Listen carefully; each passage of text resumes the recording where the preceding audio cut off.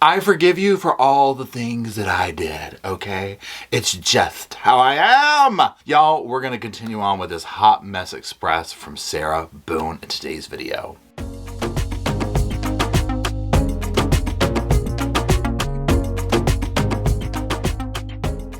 Hello, Sofa Squad, and welcome back to the sofa. Psh, Sofa's there. Psh, I'm here. Psh, boys are over there. My name's Paul if you're new to the channel. If you're not new to the channel, guess what? Psh, psh, psh, my name's Paul. Now today we're going to continue on. This is going to be like the second part of that letter, that 30-page rant that she went on. Not even a rant, her unedited speech or whatever. I did do the first one, so if you want to check that out, go check it out. It's there. And I did a full read-through of it in my live chat channel. So there's that. Now at the end of this video, I'm going to go over all my thoughts for the whole letter and whatnot. So stay tuned for that at the end. We're just going to jump into it full energy where we left off from before. So buckle up. Let's go. For Detectives Copesel and Lowen, I forgive their demonization, lies, blacklisting, coercion, law-breaking, solicitation of my case before I even arrive at the corrections department to be booked and fingerprinted. This can be seen in my unbeknownst interrogation video where I ask what they were doing, what all the pinging was during their texting swarm, while I naively sit there waiting to be arrested,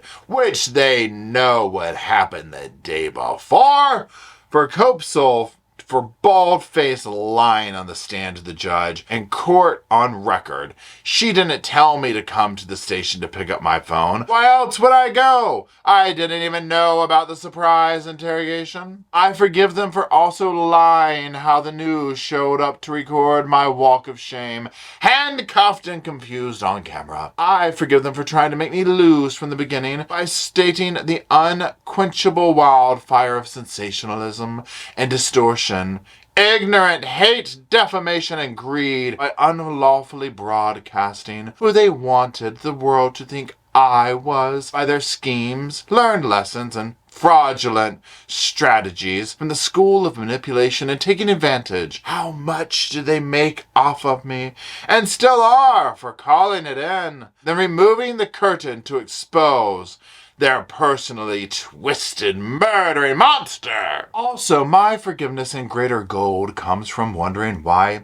nothing viable in my defense was taken from my townhome, aka the crime scene, to aid in my truth, such as the butcher knife, 5-pronged garden claw, or hammer under the table together outside where George had easy access for use if I tried to leave or call for help while being held against my will during his rageful binges, or my bloody pillowcase stained from me being backhanded because I hid the magnum-sized bottle of vodka from him. Why weren't any crime scene photos taken of holes patched in walls and doors, some doors missing knobs and all locks George removed, cracked windows, broken furniture, obvious unnatural destruction in my townhome? How and why were these missed, uncared about, or not questioned, so I could explain some of my terror? It makes no difference.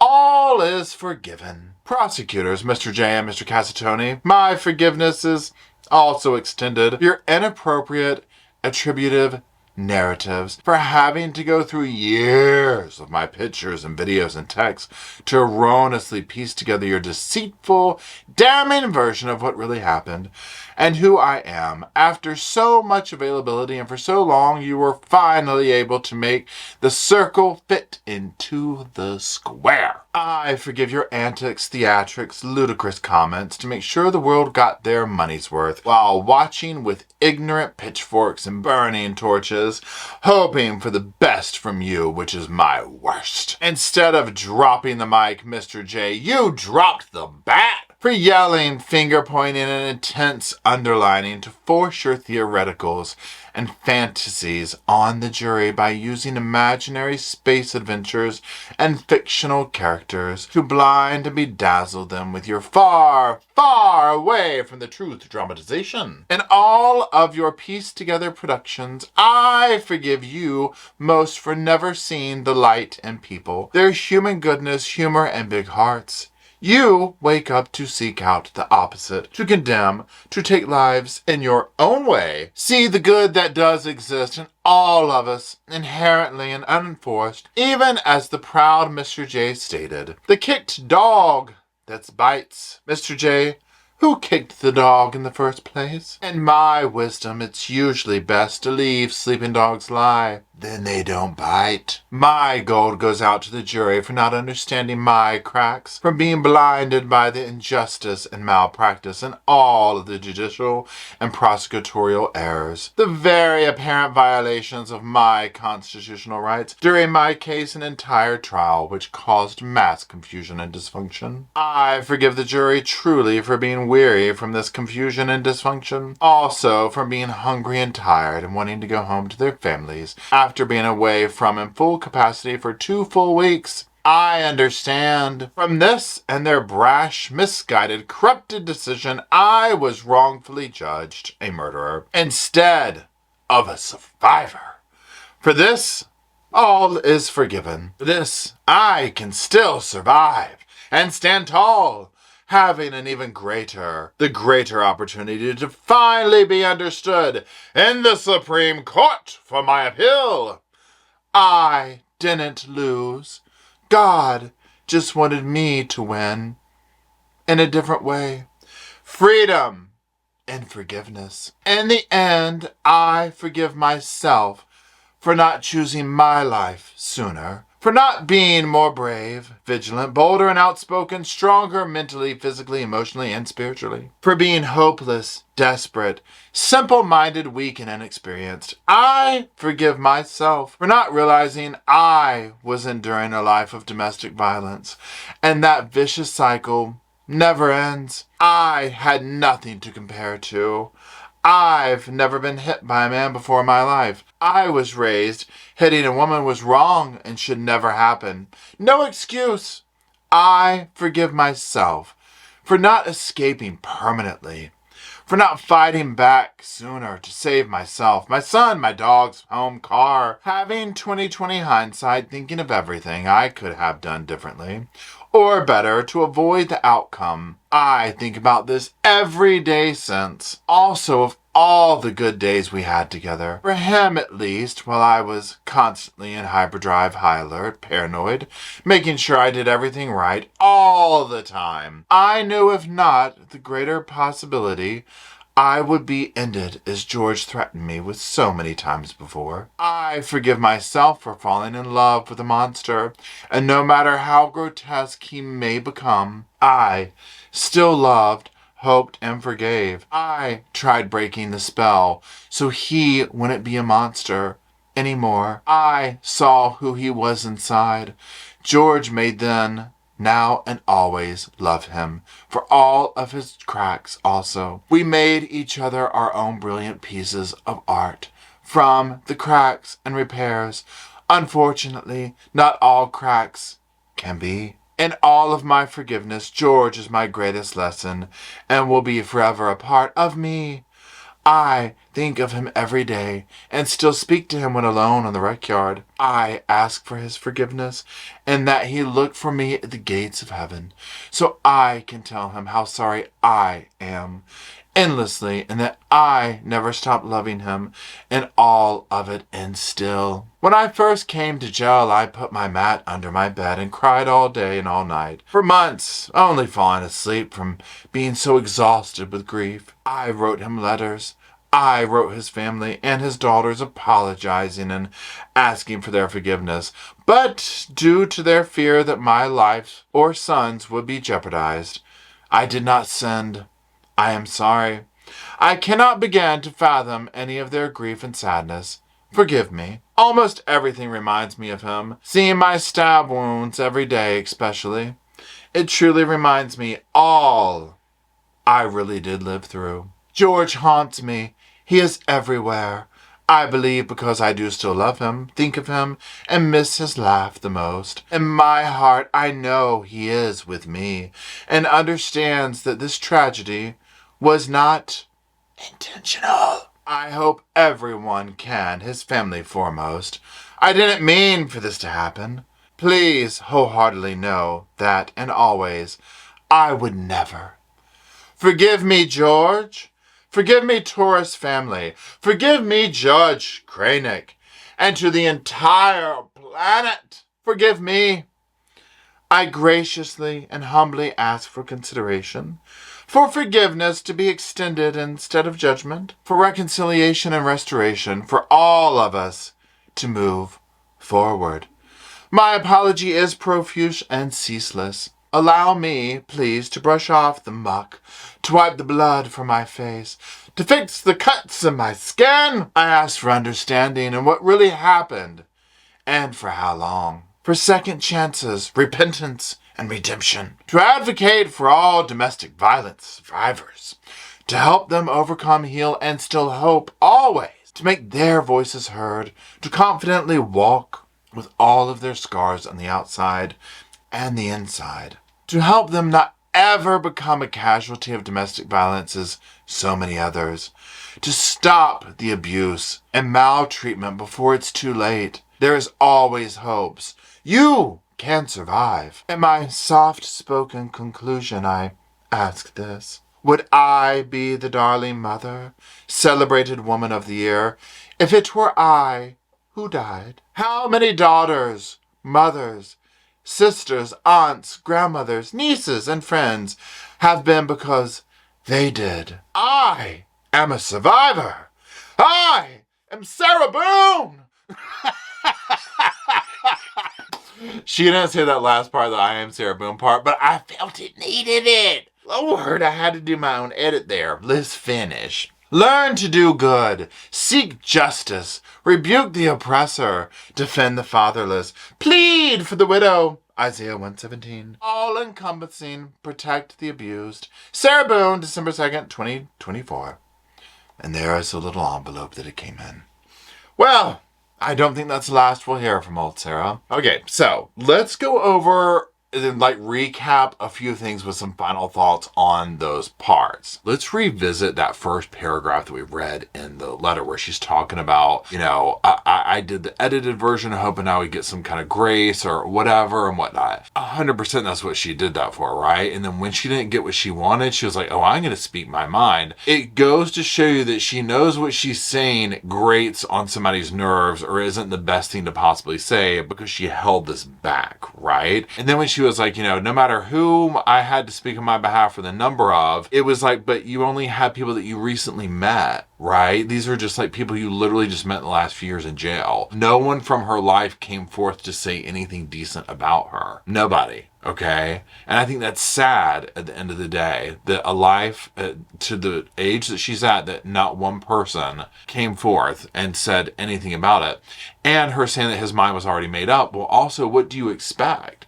You've drugged this out for 5 years. And the things that are coming out of her mouth, take away even any of the stuff. It's like this person has never shown remorse or taken accountability for their part in what took place. And the evidence she put forth always just kind of came back to her as being the aggressor.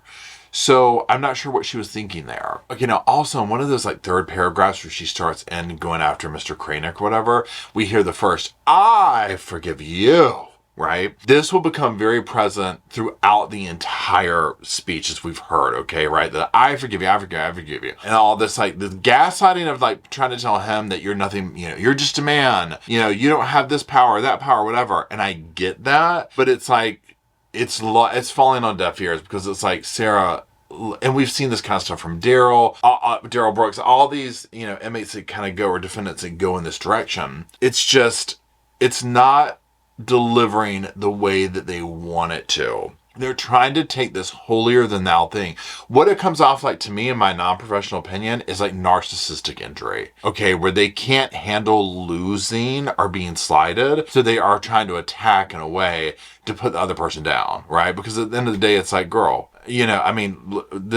what? Literally just what? Another one I want to go over is that paragraph where she goes into I have added, is at the beginning when we went over it, I've added to my statement as a result of your blindness and impartiality. This is my thought process. Now, again, I'm not non-professional opinion, don't know her, don't know anybody. I think that because he gave her this life sentence, she was like, oh, hold on, hand me that pen. She was like, this is what I was really thinking, right? And she went and added to it. She says she did. She's like, I added to my statement. She knows that the public's public's gonna see this, right? She knows that it's almost like you can't unring a bell. She knows it's gonna be put out there, and so she does that. Now, this whole thing that she goes into talking about, like, you know, me being an outspoken woman and this, that, and the other, again, it's like, that has nothing to do with, this judge was so chill with her, so chill. She doesn't see her behavior as what did it. It doesn't matter, male, female, black, white, this, that, it's her behavior that landed her here.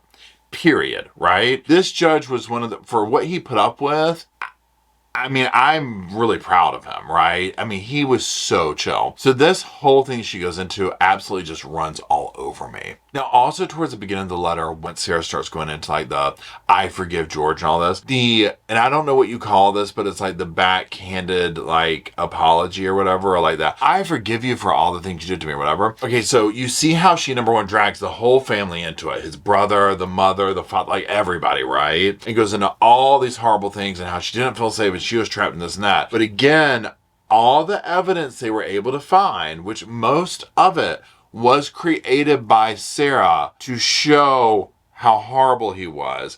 And when the public saw it, most of us, not everybody, but most of us were like, I don't know if we're watching the same thing, but you're trying to serve us over here that this is him being whatever to you when it's clearly you doing that to him, right? Multiple times across multiple videos. Obviously, the pinnacle of that is the tip of the iceberg, whatever you want to call it, is the suitcase video, right? But all the other ones that come out in court, never did I see something that authentically looked like she was in danger. I saw someone mocking him. I saw someone forcing him to do things. I saw someone trapping him. You know, it is what it is. Okay, now also one of the things that I was getting a bit of during this is when she's like saying these things like, you know, oh, well, you know, he made it so my son couldn't come over and this, that, and the other, and blah, blah, blah, blah, blah. We heard testimony of like Brian, her ex, talking about, well, I would have to call and check to see if she's going to even pick her kid up. Because oftentimes she'd be like, yeah, you go get him or whatever. Now Sarah's trying to play it off like, oh, everything was always played off on George. But again, we would see this evidence of Sarah being so drawn that it's like, honey, I wouldn't want my kid around you personally before we even get to your boyfriend, right? Like, that's just like, the behavior you're exhibiting is nothing for a child to be around, okay? So she's going into all this stuff, and I personally think that she just used these as excuses. How easy would it be to sit here and be like, I can't get a job, George destroys the car if I do. He only wants me to be here. He doesn't trust me to go out and work. Now, that would be one thing if you're like scraping for money, but she had all these, she was making money off of all these men around her, right? She's getting money from Brian. She's doing this. We already heard evidence of her like going to Brian and being like, do you want your son to have electricity and water when he's visiting a mummy? You know what I mean? So like she was using these things as that. So I see this in this letter and almost like, and again, if you take your personal opinion or whatever like that about Sarah and just look at it from like a normal circumstance of like, okay, he's getting ready to go to prison. She's going to do this, whatever. She wants to have the last word. She's going to want to, and I'm trying to think in her shoes. Now, brace yourselves. I might get hurt during this process. She's going to want to paint herself in the best light, right? So she's going to want to sit here knowing that her son might see this, knowing that this or that and the other, push blame on everyone else. This is what she does, right? So to me, I get a large part of that where she's trying to push blame off to just save face on a lot of things, whether it be with the public, with the court system, with her child, whatever, right? Because everything is everybody else's fault, and she just doubles down on that in this letter. You know, also in that paragraph where she talks about, you know, saving him, making up a lie so that he doesn't get arrested, meaning George. We saw video evidence of the officers coming and her making stuff up on the fly, and the officers calling her out on this and being like, but you're adding all this information to this. Remember like I went out barefoot, you know, and like, you're just like, literally the cops are calling her out on this, okay? I think that this is what she did. I think they both participated in drinking. What came first, chicken or egg? I don't know. Okay, now remember it in the letter when like halfway through or whatever, when she's talking about him dragging her down the stairs by her hair and all this kind of stuff sitting next to him. Okay, this is a prime example of, remember the evidence shown where she is recording him sleeping outside her door, and she's basically treating him like, almost like a dog, like, go away, go away. And then when she's making him go downstairs, she's like following him. So think about this right here, where if somebody that you were with, if your partner, whoever that might be in your world, whatever, was willing to drag you down the stairs in the middle of the night, make you sit next to them, would you ever antagonize them the way that we saw Sarah do on those stairs? Would you ever even do that? I, for one, would be like this. I'd be like, oh, he's going to sleep on the right outside the door? Okay. Thank you, Jesus. You know what I'm saying? Like, we're cool with that, okay? I would never be interacting any more than I had to. And I think that the judge and the jury saw that. Also on the part where she was talking about the probation officer and the importance of the car and stuff, notice again how, just remember back when we were talking about it, where she's like dragging him and putting his name out there through the mud in like that backhanded way or whatever. But also remember, I don't believe for 1 second that he was just taking her debit card. I 100% think that she was like, go get us more alcohol, here's my card. And she knew she was probably doing that to set him up. She was thinking long run of like, I could get him for stealing or whatever. You see what I'm saying? But also, she went on and on about how much the probation officer loved her and how much she loved doing that. So here she's griping about it. Now, if this is part's the truth, this is the truth, right? This is the real Sarah. She didn't want to sit out in that parking lot over his probation stuff. That was annoying to her. She could be at home drinking and painting or whatever she did, right? Anyways, okay, so when she starts going into the whole thing about forgiving the family and whatnot, remember, the family is sitting right in front of her in court, okay? Like, this is like her apology, if you will, right? I'm not trying to sit here and say if somebody's had bad blood with their in-laws or, okay, I get it, okay? I'm not trying to sit here and say that everybody needs to be a little bit perfect, whatever. Like, everybody's human. Everybody's going to have their feelings. In this context, however, of you don't know what the judge is going to sentence you to, and you are directing your thoughts and words at the victim's family in front of you. She read this stuff. She said this in the court, okay?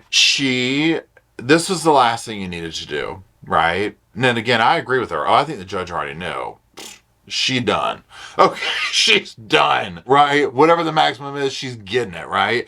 But this just like went even deeper, and again, it just shows how deep her denial ran. Also, another thought is when she goes into the social media thing, first of all, she wants us to go into her case law, her family case law so bad. Like, practically, like I was waiting for her to tell us where to find it, right? Or her to be like, for anybody that takes the time to write me and ask for all the documents, I would begrudgingly send them. This is the address at my new prison if you were going to do that. But it's only because you're a scoundrel. Like there is a part of her that loves this attention. Right? Loves this attention. And here's the thing. And this is, life, and again, just taking everything out of whatever. Life happens. We all start off like wanting to do this, wanting to do that. Something happened to Sarah along the way. I would like to think she was not always this way. Looking at pictures, like many of you have sent me her photographs, stuff like that from different times and whatnot. And there was times where she looked like she had a genuine smile on her face in life. I don't think she could have been, maybe she was this way although I don't know. Right? I don't know. But I would like to think at some point she wasn't, and something turned, something happened, something deteriorated. I don't know what, okay? But it's almost like looking back on a life that could have been or never was, or missed opportunities. And here she is, and this is the thing. This was her thing, her infamy, her attention, her whatever. Which sadly at the center of it is because a man lost his life. And it's like she's used this as a jumping platform. And I'm like, maybe this is always beneath the surface. I don't know. But I just get this extreme sense that she absolutely loves this attention on that level. Like, kind of going back overall to the parts where she's like saying how the cops and everybody's like making her this monster and making money off of her and doing this and doing that. That's the part where it's like she enjoys that, because in a sense, I mean, look at me. I've made tons of videos on Sarah. Look at any social media that's following true crime and this kind of stuff, right? She has a point in that the consumerism of it, right? That dynamic, okay? But she tries to take this road like and I guess she does this, I'm kind of thinking out loud to myself. It's like she does this with everything as if this is no different, of pivoting herself to be the victim of the situation. And so in this, it's just like, everyone's exploited me for money and views, and I'm just the unwilling participant. But she fails to, again, acknowledge her participation in, like, why she's where she's at, and her continued behavior that pivots her in that situation, right? So it's like, she's trying to, it's giving martyr. It's giving, get off the cross, we need the wood for the fire. You know what I'm saying? Like, it's that kind of energy. And that's the part where I'm just like, does she not realize that's what she's doing? Because again, like with the judge and the jury and all this, we see this as onlookers, right? It's like a train wreck. And we see this, and I'm sure it's one of the reasons, well, I mean, it's a huge reason why she could have gotten 15 years. The judge could have probably gone a little bit lighter on her. It's like she wanted this to happen. And again, I just think she enjoys this attention. So overall, like I said, to recap everything here, I just felt like this was her last ditch effort. She knows this is going to go public. She knows people like me are going to make videos on it. She knows everybody's going to read it, right? This is her narcissistic injury to have the last say. I think we'll continue to hear from her. We know she's going to do an appeal. She already has the attorney for that. Now, I've heard through the grapevine, I'm not sure if this is true or not. This is allegedly sofa speculation that they've already quit. Okay, so this is just going to keep going and going and going and going. And sadly, we see this so often in these cases where the families of the victims are drugged through this legal process for the rest of their lives, right? And sadly, I think for George's family and people who loved and cared for him, that's going to be the process, okay? I just think it is. We are going to definitely be probably seeing another trial of some sort from Sarah. We'll see how it holds up, but this is what she spends her free time on. So, and until, I don't know if you could ever learn to accept responsibility when you're this far down the rabbit hole, right? So, anyways, that's it. I hope you enjoyed this. Let me know what your thoughts are down in the comment section. And, hey, while you're in the comment section, if you could, drop some sofas off in there for myself, Rosco, and Spirit, the boys who have slept so kindly and nicely in their little space over there, so that we'll have a place to sit in the comment section, talk amongst ourselves with the rest of the Sofa Squad. And until we do all that and meander our way on down into that comment section, I'll see y'all soon. I just wanted to say thank you again for watching the whole video, and also thank you for being part of the Sofa Squad. Special thanks to all the Patreon members, channel members from both of my channels, everybody who likes, shares, subscribes, comments in the comment sections. It helps the channel out so much. Now, don't forget, I do have that other channel, the podcast channel. That's where we go live, we hang out, we talk. We have kind of sort of a schedule, but just be sure and check it out. I'll put it up here on the screen. And then, like I said in the beginning of the video, if you want to follow me and Rosco on the Instagram, go on, check it out. It's right here on the screen again. But once again, thank you very much. I really appreciate you being part of the Sofa Squad, and I'll see you in the next video.